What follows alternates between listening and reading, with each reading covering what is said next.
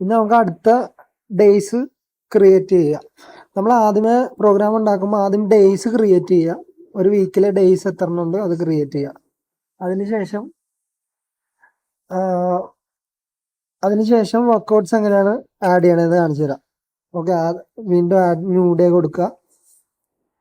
ഒന്നില്ലെങ്കിൽ നിങ്ങൾക്ക് copy day from another program അത് വേണമെങ്കിൽ ചെയ്യാം, അല്ലെങ്കിൽ ക്രിയേറ്റ് ന്യൂ ഡേ ഫ്രം.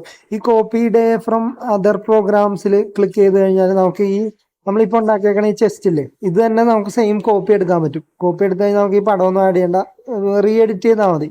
ഉദാഹരണത്തിന് കോപ്പി ഫ്രം അതർ ഡേ ഇതണ്ട, ഇപ്പൊ ഉണ്ടാക്കിയേക്കണ പ്രോഗ്രാമിൽ നിന്ന് തന്നെ നമുക്ക് ഇതണ്ട ചെസ്റ്റ് നമ്മൾ ഉണ്ടാക്കിയത് അത് തന്നെ എടുക്കുക, കൺഫേം കൊടുക്കുക, അപ്പോൾ വേറൊരു കോപ്പി ആയി.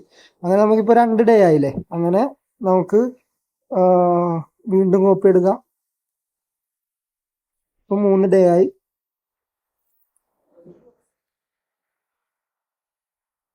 4 ഡേ ആയി.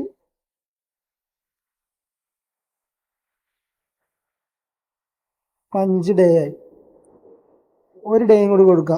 വീക്കിൽ വരുന്ന 6 ദിവസം വർക്കൗട്ടെങ്കിൽ 1 ഡേയും കൂടി കൊടുക്കുക. ഓക്കെ, ഇപ്പൊ നമ്മള് ഇപ്പൊ ഉദാഹരണത്തിന് തിങ്കൾ, ചൊവ്വ, ബുധൻ, വ്യാഴം, വെള്ളി, ശനി. ഓക്കെ, ഇങ്ങനെ ആയിരിക്കും ഓർഡർ വന്നത്. ഇപ്പൊ ഉദാഹരണത്തിന് ക്ലയന്റ് ഇപ്പൊ ഉദാഹരണത്തിന് വ്യാഴാഴ്ച തുടങ്ങിയെങ്കിൽ ഈ ഫസ്റ്റ് ഡേ വിൽ ബി വ്യാഴം, വെള്ളി, ശനി, ഞായർ, തിങ്കൾ, ചൊവ്വ, അങ്ങനെ ആയിരിക്കും വന്നത്. ഓക്കെ.